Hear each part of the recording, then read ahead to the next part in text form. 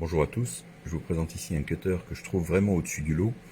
Pourquoi? Pour plusieurs raisons. D'abord son ergonomie. Vous voyez, le corps est assez large, il est revêtu d'une matière assez agréable, un peu caoutchoutée, qui offre une excellente prise en main. Ici vous avez une butée de doigts, empêchant le cutter de glisser dans la main.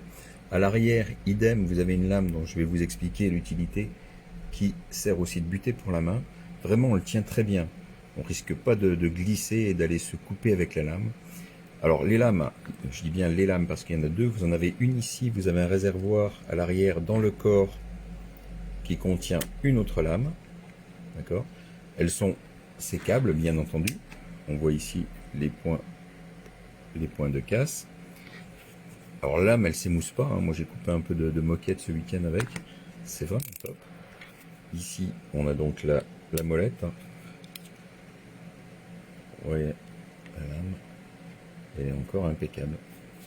Bon, j'ai un tout petit peu rayé ici, mais bon. Sinon, que dire, la molette est vraiment bien. Elle est précise, vous voyez, c'est vissé, et c'est pas tout en plastique. Il y a du métal là où il en faut. Alors, la fameuse plaque arrière, cette petite partie métallique est vraiment solide, c'est très rigide, hein. On peut visser éventuellement, s'en servir comme tournevis.